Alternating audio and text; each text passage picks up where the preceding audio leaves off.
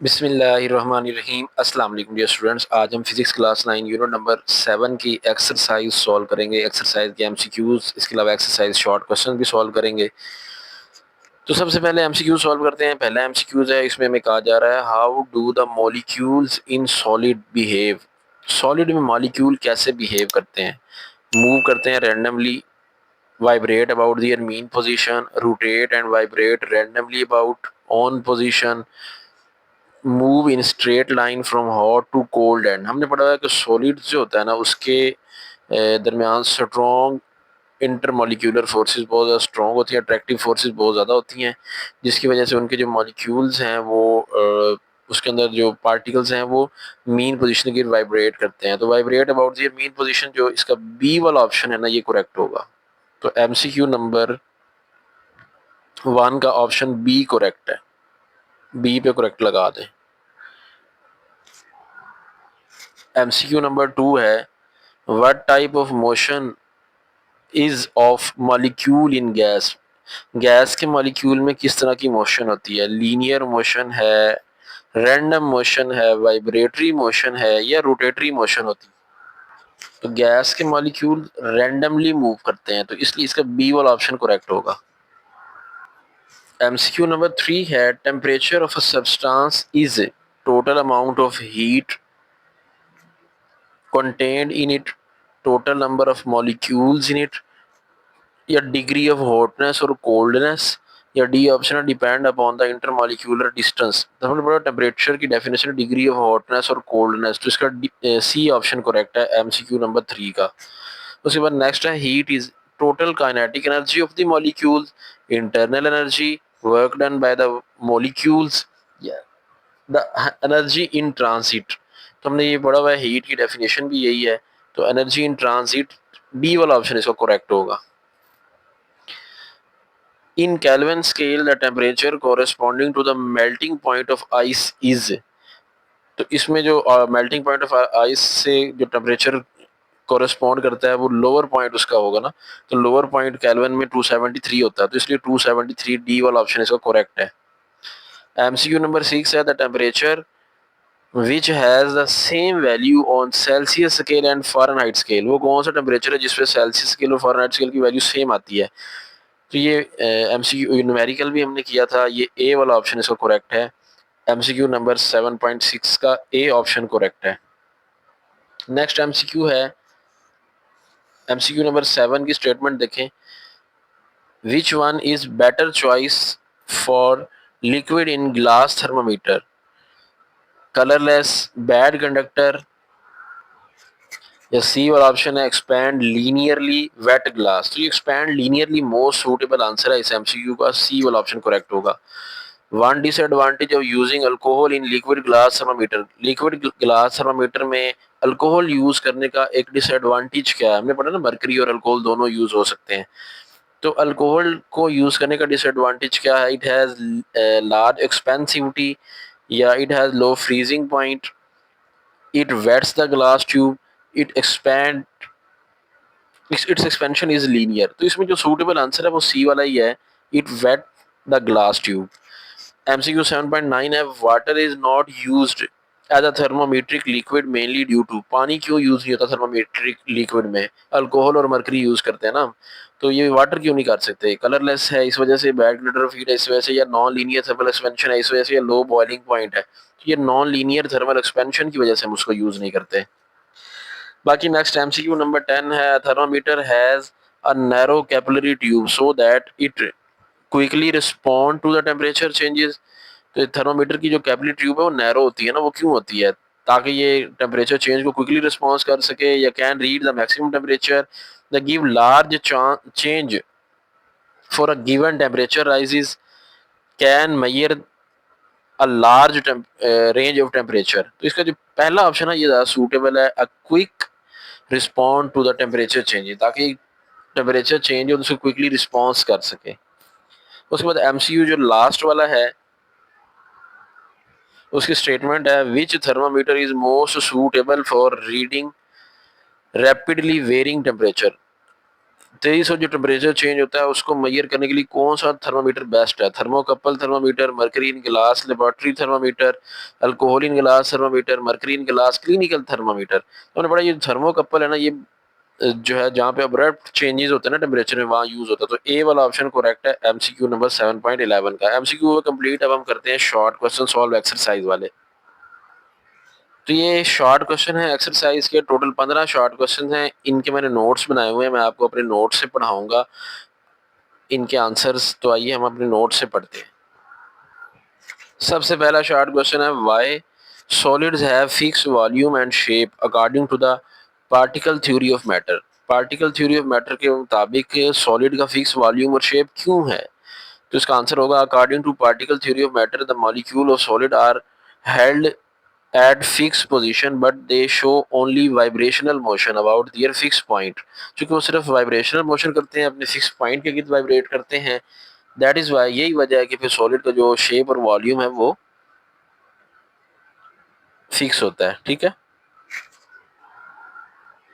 Second question है, what are the reason that gases have neither fix volume nor shape.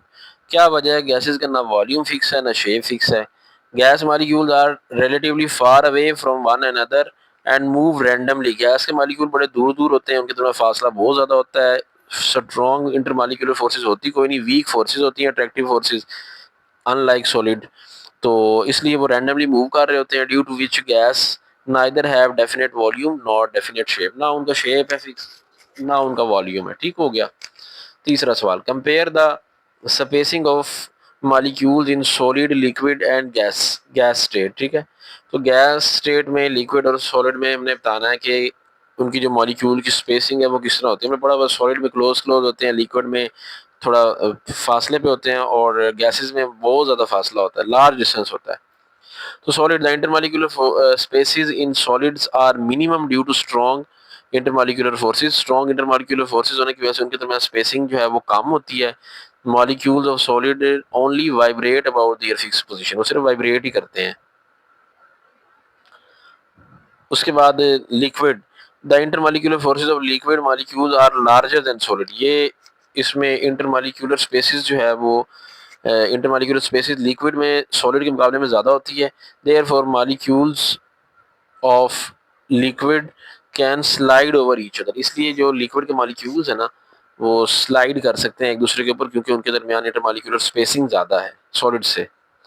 अब gas देखिए, next gas है, the intermolecular spacing in gas are very large due to weak intermolecular forces. It weak intermolecular forces होने के नाते इनमें spacing बहुत ज़्यादा होती है। Therefore gas molecules move randomly, यही वजह है कि उनके मॉलिक्यूल रैंडमली मूव कर रहे होते हैं। चौथा सवाल है, what is the effect of raising the temperature of a liquid. किसी लिक्विड का टेम्परेचर रेज करेंगे तो उससे क्या इफेक्ट होगा? When a liquid is heated, जब हम लिक्विड को हीट करते हैं तो उसके kinetic energy of the liquid molecules and intermolecular spacing between the liquid molecule increases and density of the liquid molecule decreases. तो उसके जो स्पेसिंग बढ़ जाती है, जिसकी वजह से उसकी डेंसिटी कम हो जाती है लिक्विड की। ठीक है, हीट करने से। पांचवा सवाल है, what is mean by temperature of a body. हमने पढ़ा हुआ है कोई चीज जिसम कितना ठंडा या गर्म है, ये उसका टेम्परेचर बता रहा होता है हमें। तो डिग्री ऑफ हॉटनेस और coldness of a body is called temperature. It is a scalar quantity जिसका एसआई यूनिट क्या होता है? केल्विन होता है। ठीक है। अब ये जो मैं आपको जिन नोट्स शॉर्ट क्वेश्चन पढ़ा रहा हूँ ना, अगर तो आप इनको लिख लेते हैं, अपनी बुक पे नोट कर रहे हैं, तब तो ठीक है, या किसी कॉपी वगैरह पे लिखना चाहते हैं तब भी ठीक है। अगर आप इनको नोट नहीं करना चाहते बल्कि प्रिंट निकलवा के पढ़ना चाहते हैं इनको, मतलब आप इनका पीडीएफ लेना चाहते हैं, तो आपको इनका पीडीएफ मिल जाएगा। सिर्फ 100 रुपीज़ में आप इनका पीडीएफ ले सकते हैं। उस 100 रुपीज़ में आपको एक्सरसाइज, शॉर्ट क्वेश्चन, एमसीक्यूज का सोल्यूशन, कंस्ट्रक्टेड रिस्पांस क्वेश्चन का सोल्यूशन और न्यूमेरिकल का सोल्यूशन मिलेगा। ठीक है। 100 रुपये का आप पीडीएफ ले सकते हैं। इस नंबर पे आपने इजी पैसा अकाउंट बना हुआ है, इसमें 100 रुपीज़ सेंड करके फिर इसी नंबर पे आके आपने व्हाट्सएप पे उसका स्क्रीनशॉट भेज देना कि हमने फीस जमा करा दी है इस इजी पैसा अकाउंट में। इसी नंबर पे व्हाट्सएप भी है, इसी नंबर पे इजी पैसा अकाउंट भी बना हुआ है। इसमें 100 रुपीज़ आपने सेंड करके स्क्रीनशॉट भेजना, आपको जो है ये पीडीएफ सेंड कर दिया जाएगा। ठीक है। ये आपके लिए नोट्स बहुत फायदेमंद हो गए। अगर आप खुद लिखना चाहते हैं तो फिर साथ साथ लेक्चर के दौरान देख के लिखते रहा करें। अगर आपको लिखने की आदत नहीं है तो फिर आप इसका पीडीएफ लेके प्रिंट निकलवा लें। उसके बाद क्वेश्चन नंबर 6 है, define heat as energy transit. अब हीट एज एनर्जी ट्रांजिट का मतलब यह है हीट का टेम्परेचर डिफरेंस की वजह से हॉट से कोल्ड एंड की तरफ फ्लो करना। तो जब ऐसा होगा तो हम कहेंगे हीट एज अ ट्रांसिट है ये। तो heat is energy which is transfer from one object to the another due to temperature difference. तो हीट एक एनर्जी है जो कि टेम्परेचर डिफरेंस की वजह से एक ऑब्जेक्ट से दूसरे ऑब्जेक्ट के दरमियान ट्रांसफर होती है between two bodies. For example when we touch the hot metal rod, जब हम किसी गर्म रॉड को टच करते हैं, वो मेटल का रॉड हो, हीट फ्लो करेगी from rod to our hand. अब हमारा हाथ ठंडा होगा ना, हीट रॉड से ना, हीट रॉड चूंकि गर्म है वहां से हमारे हाथ की तरफ फ्लो करेगी, making our hand feel warm, जिसकी वजह से हमारा हाथ गर्म हो जाएगा। This flow of energy is heat. ये जो एनर्जी फ्लो की है ना, ये हीट है। And it shows heat is energy in transit. ठीक हो गया। उसके बाद है question number 7, what is mean by thermometer property of a substance, describe some properties of thermometric substance. ये थर्मामीट्रिक होगा वर्ड, क्योंकि आगे थर्मोमीट्रिक प्रॉपर्टी लिखा हुआ है ना। तो what is mean by thermometric, तो यहाँ पे थर्मोमीट्रिक आएगा। Thermometric property of a substance describe some thermometric properties. तो थर्मोमीटर क्या होता है? Thermometer use some properties of substance which changes appreciably with change of temperature like expansion, contraction. These properties are called thermometric properties. जैसे कुछ substance होता है ना, गर्मियों में एक्सपैंड करता है और कॉन्ट्रैक्ट करता है जब टेम्परेचर डिक्रीज होता है। तो ठंडा करने पे चीज़ें सिकुड़ती हैं, गर्म करने पे फैलती हैं। ये सब्सटेंस हम पढ़ते हैं ना, ये प्रॉपर्टीज ऑफ सब्सटेंस की, तो बिल्कुल इस तरह इसमें भी होता है थर्मामीटर में। इसलिए हम कहते हैं कि ये प्रॉपर्टीज जो है ये थर्मोमीट्रिक प्रॉपर्टीज हैं, क्योंकि थर्मामीटर भी जो है ना उस सब्सटेंस की प्रॉपर्टीज को यूज़ करता है जो कि टेम्परेचर के चेंज होने के साथ साथ तेजी से चेंज होती हैं। अब वो थर्मामीट्रिक प्रॉपर्टीज कौन कौन सी हैं? किसी thermometer good conductor of heat होता है, ये भी good give quick response to the temperature changes. जैसे जैसे टेम्परेचर चेंज होता है क्विकली रिस्पांस करता है ये। It has uniform thermal expansion, high melting point, low freezing point, large expansivity से मुराद है इसकी स्पेसिफिक हीट कैपेसिटी, लो हरारत को बर्दाश्त करने की सलाहियत कम होती है। It does not wet glass, ये शीशे को गीला नहीं करने वाला होता है। इट डज नॉट वेपोराइज, ये वेपोराइज नहीं होता। इट इज़ विजिबल, और ये नज़र आने वाला होता है। ये सब प्रॉपर्टीज हैं एक थर्मामीटर की। उसके बाद 8वां सवाल है, describe the main scale use for measurement of temperature. Temperature को मेजर करने के लिए मेन स्केल कौन से हैं? How they relate with each other, दूसरे से कैसे रिलेट करते हैं? तो एक है सेल्सियस स्केल, इसका रिलेशन है फ़ारेनहाइट स्केल के साथ 9/5 temperature in degree centigrade plus 32। मतलब डिग्री सेंटीग्रेड में टेम्परेचर दिया, उसको 9/5 से मल्टीप्लाई करा के 32 प्लस करो तो फ़ारेनहाइट में चला जाएगा। इस तरह फ़ारेनहाइट से सेंटीग्रेड में जाना हो तो क्या हो जाएगा, ये उधर जाके उलट जाएगा, 5/9 हो जाएगा। तो 5/9 इंटू ये प्लस 32 उधर जाके माइनस हो जाएगा। ठीक है, तो ये फार्मूला है कि अगर आपने फ़ारेनहाइट से सेंटीग्रेड में आना हो, फिर ये, और एक केल्विन है, डिग्री सेंटीग्रेड में 273 प्लस कर दो तो वो केल्विन में चला जाएगा। क्वेश्चन नंबर 9 है, what is mean by sensitivity of a thermometer. Sensitivity of thermometer से क्या मुराद है? Sensitivity of thermometer refer to its ability to detect small changes in temperature of an object. किसी भी ऑब्जेक्ट के टेम्परेचर में थोड़ी सी चेंज भी आता है ना, अगर उसको भी वो थर्मामीटर फील कर लेता है ना, तो ये हम कहेंगे जो हमारा थर्मामीटर है बहुत ज़्यादा सेंसिटिव है। तो सेंसिटिव थर्मामीटर वो थर्मामीटर होते हैं जो छोटे से छोटे टेम्परेचर चेंज को भी मेजर कर लेते हैं। ठीक है ना, जैसे बच्चा होता है ना कुछ सेंसिटिव, वो उसको थोड़ा सा हाथ लगाओ वो रो पड़ता है। तो इस तरह थर्मामीटर भी सेंसिटिव होते हैं। वो क्या होते हैं, तो थोड़ा सा टेम्परेचर चेंज हुआ वो उसकी रीडिंग शो कर देते हैं। अब वो जो सेंसिटिविटी की एग्जांपल भी दी गई है थोड़ी सी एक्सप्लेनेशन के साथ। For example minimum division of a scale of temperature is 1 degree centigrade. अब एक जो स्केल है ना थर्मामीटर का, उसकी जो मिनिमम डिवीजन है वो 1 डिग्री सेंटीग्रेड की डिवीजन है थर्मामीटर की। The accuracy of its temperature measurement will B 1 degree centigrade. तो वो जो थर्मामीटर होगा ना वो 1 डिग्री सेंटीग्रेड टेम्परेचर कम से कम जो मेजर कर सकेगा वो ये होगा, मतलब ये उसका लीस्ट काउंट होगा। ऑन अनदर हैंड कोई एक और थर्मामीटर है जिसकी जो मार्किंग हुई है ना वो 0.1 डिग्री सेंटीग्रेड की है। ठीक है, तो अब its accuracy is up to 0.1 degree centigrade. तो इसकी एक्यूरेसी जारी बात है वो 0.1 डिग्री से वो से ज़्यादा अच्छा थर्मामीटर होगा। And said to be more sensitive, फिर वो ज़्यादा सेंसिटिव कहलाएगा। ठीक है, जिसकी 0.1 डिग्री सेंटीग्रेड मार्किंग हुई होगी। Its measurement will be more precise than measurement by thermometer with an accuracy of 1 degree centigrade. तो ये जो है ना 0.1 वाला, इसकी मेजरमेंट ज़्यादा प्रिसाइज होगी। 10वां सवाल है, what do we you mean by the linearity of a thermometer. Thermometer की लीनियरिटी से क्या मुराद है? Linearity, this refers to a directly proportional relationship between temperature and scale reading across the entire range of measurement. A good linear thermometer should measure equal increment on the scale corresponding to the equal change in temperature. जैसे जैसे temperature change होगा ना, तो जो linear thermometer होता है ना, वो इक्वली उसको साथ साथ मैयर भी करता जाता है। मतलब उसके दरमियान डायरेक्टली रिलेशन होता है टेम्परेचर और रीडिंग के दरमियान। जितना टेम्परेचर बढ़ेगा रीडिंग उतनी बढ़ जाएगी उसकी। High linearity means more consistent and proportional scale reading.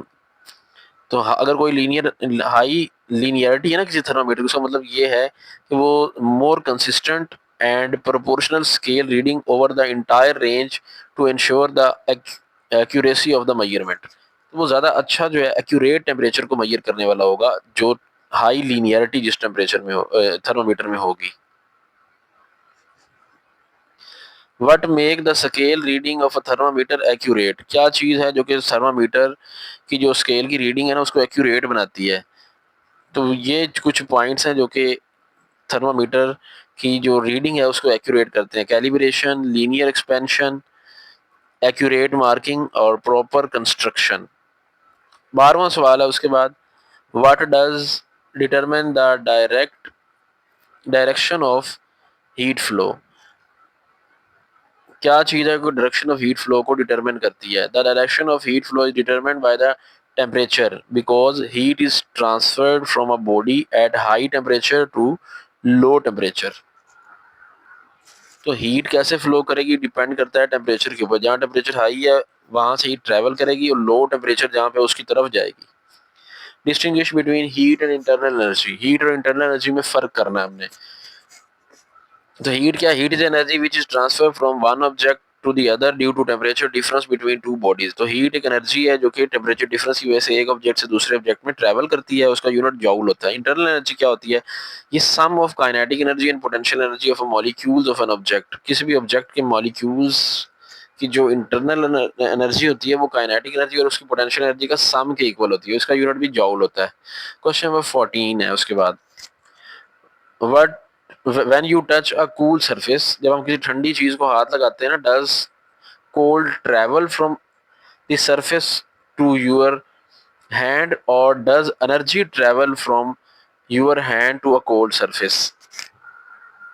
इसमें कहा जा रहा है जब हम किसी ठंडी चीज को हाथ लगाते हैं ना, तो ठंडक उस सरफेस से हमारे हाथ की तरफ ट्रेवल होती है या एनर्जी ट्रेवल होती है हमारे हाथ से उस सरफेस की तरफ? ये सवाल है उसका। तो इसका आंसर होगा when we touch a cool surface the energy from our hand flow to cold surface। क्योंकि हमने पढ़ा है हीट हमेशा हाई टेम्परेचर से लो की तरफ जाती है। अब जो चीज़ ठंडी है, जब हम ठंडी सरफेस को टच करें उधर वो ठंडा, उसका टेम्परेचर कम है, तो हमारे हाथ का टेम्परेचर ज़्यादा है, तो हमारे हाथ से जो है ना उसमें हीट ट्रांसफर होती है। तो इसको बाकी आप यहाँ से देख लेंगे। And temperature of our hand decrease, जिस वजह से हमारे फिर हाथ का टेम्परेचर डिक्रीज हो जाता है कि हमारी हीट उसमें ट्रांसफर होने लगती है, which result to feel we cold, which results to feel colder, जिसकी वजह से हमें ठंडक महसूस होती है क्योंकि हमारे हाथ का टेम्परेचर डिक्रीज हो जाता है ना, हमारी हीट सारी ट्रांसफर हो जाती है ठंडी चीज की तरफ। फॉर एग्जाम्पल अगर हम बर्फ को हाथ लगाएं, हमारा हाथ पहले गर्म होगा तो हमारी सारी जो हीट है ना हाथ की वो बर्फ में ट्रांसफर हो जाएगी और हमें ठंडक महसूस होगी। आखिरी सवाल है, can you feel your own fever by touching your own forehead, explain. कह रहे कि क्या हम अपने हाथ से अपना माथे पे हाथ लगा के अपना टेम्परेचर देख सकते हैं हमें बुखार कितना है? तो उसका आंसर है नो, हम नहीं देख सकते, अपना नहीं देख सकते। किसी और को कहेंगे कि आप अपने हाथ से चेक करो मेरे माथे पे हाथ लगा के। उसकी रीज़न क्या है? उसकी रीज़न ये है we can not feel our fever by touching our forehead because our hand and forehead will be at the same temperature. अब देखिए जब हमारा मत्था गर्म होगा तो हाथ भी तो हमारा उतना ही गर्म होगा ना, फिर तो हमें फील कैसे होगा? We would not be able to detect the heat to check the fever, we use thermometer which is more reliable and accurate. तो हम उसके लिए थर्मामीटर यूज करेंगे जो कि ज्यादा पायदार और बेहतर पैमाइश करने वाला होता है। ठीक है, तो बाकी कंस्ट्रक्टेड रिस्पॉन्स क्वेश्चन इंशाल्लाह उसके लिए मैं अलग वीडियो बना लूंगा। तो ये हमारे एक शॉर्ट क्वेश्चन भी कंप्लीट हो गया, एमसीक्यूज भी कंप्लीट हो गया चैप्टर नंबर 7 के।